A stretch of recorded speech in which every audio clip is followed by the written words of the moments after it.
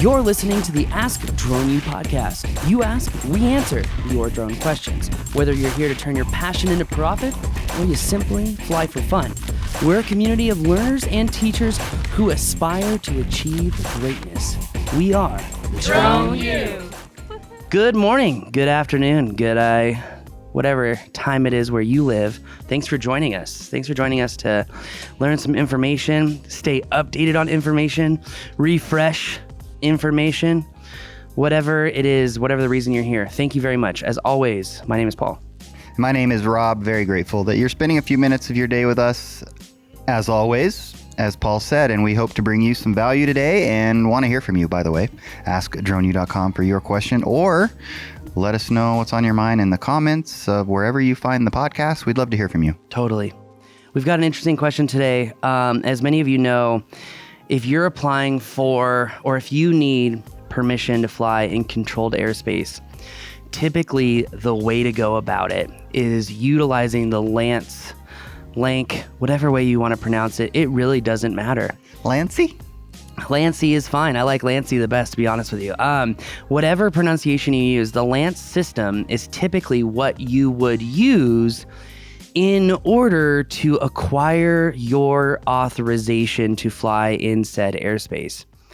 Sometimes, though, LAANC is not sufficient in order to acquire airspace authorization if it's more frequent than what they allow for LAANC, if you need to, say, go higher in an altitude zone, etc.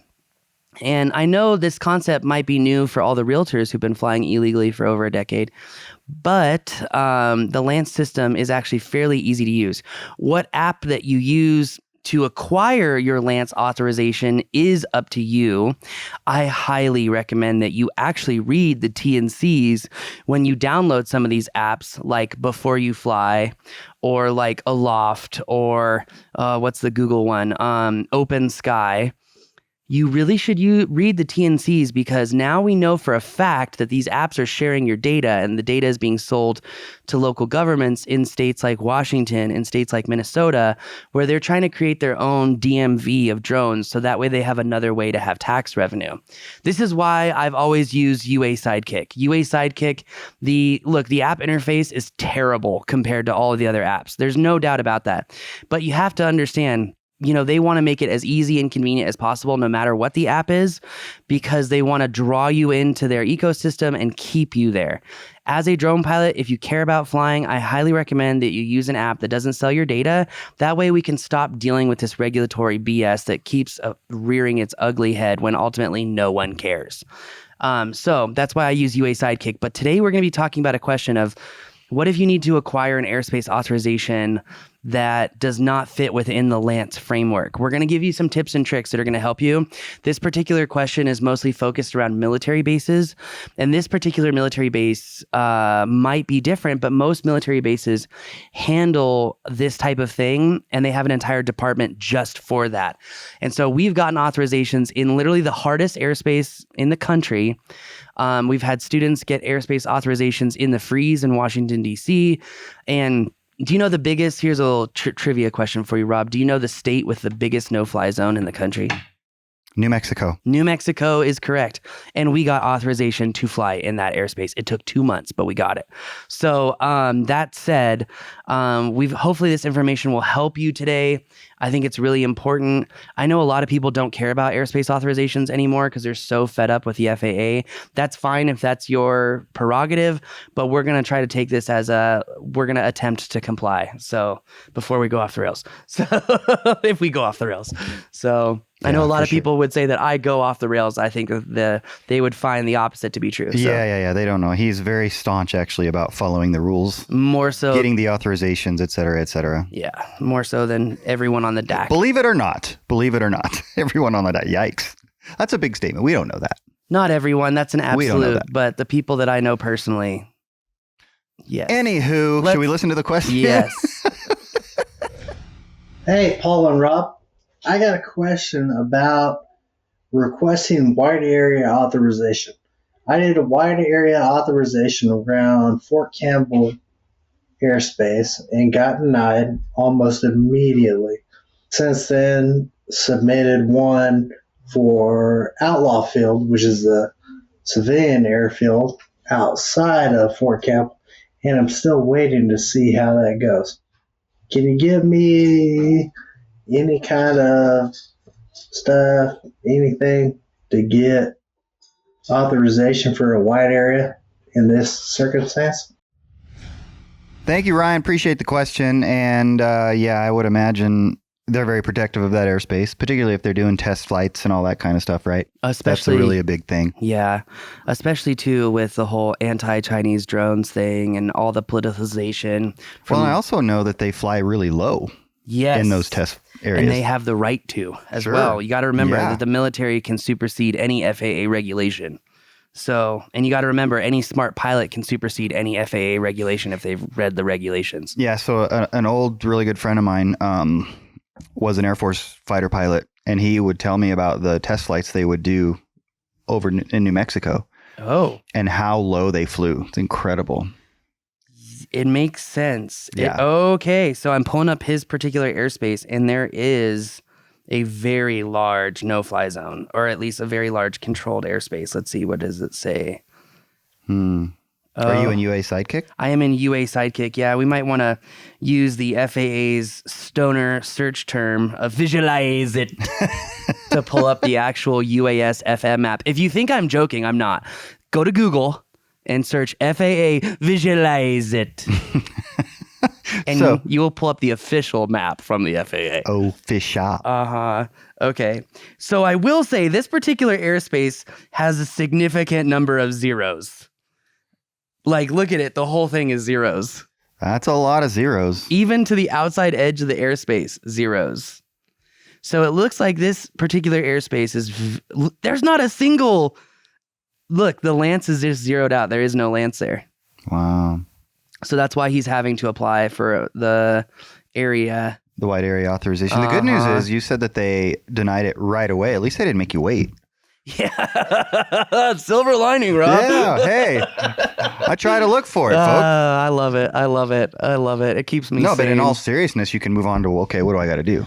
Well, and so in this particular instance, this is very, very, very similar to both instances that we had at the Alamogordo. What is the base in Alamogordo? Do you remember? Gosh. I don't. Creech? No, that's Vegas. Creech? Creech Air Force Base. No, I don't know what Creech is. Kirtland is in Albuquerque. Gosh, I can't remember. What's in Clovis? There's one in Clovis, too. Yeah, I don't remember. Anyway, White Sands Missile Range. I think that might just be what it's called. But anyway, my point in bringing this up is that base plus the base that we flew in outside of San Antonio, they had specific UAS directors. What I did is I Google searched the base's name with UAS commander or director. I can't remember the exact term. And long story, Holloman Air Force Base. That's right. Yeah, Holloman Air Force Base. And long story short is, I found the person who was in charge of all airspace, and he said, oh, no, we now have a UAS director. This was in 2018. This is a long time ago. And he said, yeah, we have a UAS director. I called the UAS director, and he's like, you still have to file a wide area authorization through the FAA portal. So you go to the portal, and it's his airspace, so it gets sent to him. And he's like, this is what I want. I need a proof of contract that you are required business-wise to fly this. Okay. The reason that they do this is they want to verify that you have a specific reason, and they're also going to verify with the business that you want to do that. They did that with my client. So that said, because the military cannot get in the way of business operations, I think it's in the Sherman Act is that one. But so you have to prove that you have a legitimate need and right to fly there. Number two, typically the person who's in charge at the base is going to tell you what they're looking for.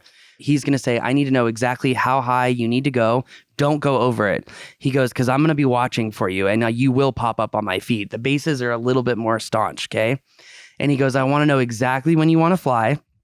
What is the actual coordinates of where you want to fly? And now the FAA, even though you have to enter in the coordinates of where you want this authorization to go, typically you're also going to have to include that in the description of operations, just so that they can double verify that you're actually in the spot that you are saying that you want to go into. I can't remember the actual radius that the base in San Antonio gave me. I got like a 10-mile wide authorization for the airspace of Holloman because the ranch that I was flying was like enormous. So they were very cool. And by the way, I still got hit with their anti-defense systems, or their defense systems, excuse me. Really? I don't remember that. Yeah. Oh yeah. My drone was freaking out. And I got an email like 30 minutes later. We saw your drone pop up on our radar screen. Apologies for any interference issues. Really? Yeah. That's interesting. I didn't know that. Because luckily, the email that I used to get the authorization was the email that was used to activate the drone. So they were like, oh, no, he's okay. So well, there's actually a lesson in that, though. Yeah, 100%. Yeah. So it matters which email you use. 100%. Yep. So all that to be said, it is possible. I'll be honest with you. Other tips and tricks of getting access to this airspace is that if you can prove that the height that you need to fly is below like your biggest obstruction, it's technically not navigable airspace at that point. So that's going to help you, number one, get the authorization to fly up. When you say the MOCA of the area or the minimum obstacle clearance altitude of the area is 125 feet, I'm asking for 120. I would say in many, many cases, you're going to get the authorization. I would also say that you really need to make sure that you find out who the base commander is, who the airspace commander is. Whoever the airspace commander is, he's going to be able to tell you who the UAS director is. That's how I reach out to them. Yeah. Yeah. Take that initiative and do that. Typically, the information is now actually on the base directory. So when it was Holloman, I actually found it really easy. Yeah, I would imagine it's on there. You should be able to find that. Yeah, 100%. So I hope this information helps you, buddy. I will say, I was very surprised to look up that airspace to see it's zeroed out everywhere. That means that they're doing some clandestine stuff there for show. But that being said, and even though you think that might be the case, you think that he should be able to get an authorization. Yes, I do. Unless that they are doing some secret military stuff and they're like, nope, we just can't risk it right now. And sucks to suck. So, the other option is you rent a scissor lift and you get yourself a Ronin gimbal and figure it out. So, yeah. All right. Or you use the drones that the military is using that can't be seen by any of these technologies, but I can't say which one that is. Yeah, so, that's sorry. Right. That's well, man. Maybe the world will know soon enough. I sure hope so for that company's sake. I'll just put it that way. Me too. So, yeah, there's a clear player that's better than every American drone that you know, and no one knows about these people, and we're keeping it that way for the sake of national security. So, also for the sake of all the people on LinkedIn who, I digress. So anyway. Good choice. Yeah. So I hope this information helps. It is possible to get the authorization. You just have to follow the protocol. And don't be afraid when you do find out who the UAS director is to ask for help, because they want to see it a certain way. And as soon as you ask for help and write down exactly what they want and give it to them exactly how they want, I have done exactly that, and I have been able to get authorizations. Sometimes it does take time. Unfortunately, I don't know what to say about that other than patience is not just a virtue, but patience equals profit. So patience equals profit, and patient people are happy people. 100%. Now, before we cut off this show, there is a very important business aspect that we want to talk about this, because I feel like a lot of people miss out on the dual-sided opportunities to answer questions. And it's not just the operational side, it's the business side. So I'm going to actually, Rob, I got a question for you. Knowing that this system might be more difficult to get an airspace authorization, knowing that most low-end pilots who don't follow a protocol may not be able to get authorization, would you charge your client more, or would you charge them an admin fee for even applying? 100%. So which would you do? Would you charge them an upfront admin fee, or would you build it into the project? Or would you say, because of all the time it's going to take me to get your authorization, I'd like to charge a $300 deposit. That deposit will just go into the job once we start the job. If for whatever reason you decide to not move forward with the job, that deposit is going to be non-refundable. Yeah, I would lay it all out in as much detail as possible. Though, let me backtrack on that. I would build it in, And as long as it's not, I don't know, it kind of depends on what percentage of the total quote is, right? Mm-hmm. If you're charging an extra 300 on top of 3,000, I don't think they're going to care. That's not a big deal. Mm-hmm. If you're turning it into from 3,000 to 6,000, well, then that's a big deal and you better explain it. So if you feel like you can build it in without too much of an effect on the overall quote and price, I would just do it and move forward, and there's no reason to talk about it. If they ask, then you can certainly answer and obviously have a discussion about it. But also, for example, even if you use one price, a lot of times, and we'll do this with customers on the drone work that we do or the drone training that we do, just in the memo effectively of what we're charging for, we'll give sort of an account for what it includes. Mm-hmm. And if you just list it in there, but you don't say, they're not going to know if it's a $50 upcharge or if it's a $500 upcharge. And they don't need to know. As long as you're getting out of it what you need to make it profitable, then I think you're fine. And I think if you have a good relationship with that customer or potential customer, and you've built the relationship and they, I don't know, maybe you were referred to them, and there are a lot of different scenarios in which they could have at least a sort of the beginnings of some trust with you, I don't think it's going to be an issue. Yeah, I agree. I will say in the last drone job that I had fall into one of these military airspaces, I charged $1,000 upfront for the time that it took. And what was the overall charge? The overall charge was $77.50. And that included the 1,000? Mm-hmm. Yeah. Yeah. So that's and it kind of depends on the client. I think for that, you knew that client pretty well. True. And you didn't really need to worry about that. True. And if he questioned it, which I doubt he did, then you could have said, look, here's why this particular engagement is more than what you're used to, if you even have to have that discussion. Well, don't forget, this particular client had tried already to fly that area, not me, obviously, with another pilot, and the drone got shot out of the sky. There is that. And it was like, so I learned the hard way that I do have to go through the legal process. And I'm like, well, we might have led this podcast with that. Yeah, it probably would have been good. I hope you're still with us, because that can tell you what might, especially in that zero grid that we just saw. Well, and if they have, what do they call, what's the legal name? I think it's called Thor. I think the military calls it Thor. We know it as a different name, but that Thor system will take your drone right out. So, Yeah. So it is important to know, and I will say that this client had learned the hard way, so it wasn't hard to be like, I am going to charge extra money for the admin fees, because it takes a long time, you know? It does. And you really have to make these decisions based on kind of your understanding of your business and your profitability and your client, et cetera, right? Because let's paint this another way. Let's say that the bill was, or the invoice for the engagement was $7,000. And your profit margin on that was, let's call it 55%. Okay. And that's about right. Maybe you're in competition with somebody else and you really are not comfortable, even though we think you should be, but you're not comfortable with bumping the price up for that extra work, which is legitimate. But even if you do, it bumps your profitability down to 45%. Are you still going to do that? I would say yes. Well, and this brings up a question that I have is, would you charge a percentage representative of the entire job and keep that as your rule of thumb, or keep that as your system? Like, okay, if I'm going to do these jobs and it's in a military system and I know it's going to take me 4 to 6 hours of time between on the phone, talking to them, filing, all that stuff, would you charge a percentage of the job, or would you have like okay, I know it's going to take me 6 hours.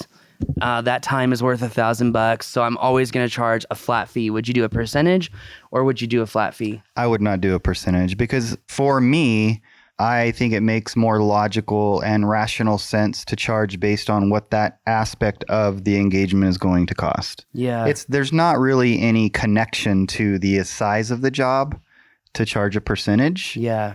I suppose somebody might argue, yeah, but if I can get away with it, okay, fine, make your argument and go do it. More power to you. It's not how I would do it.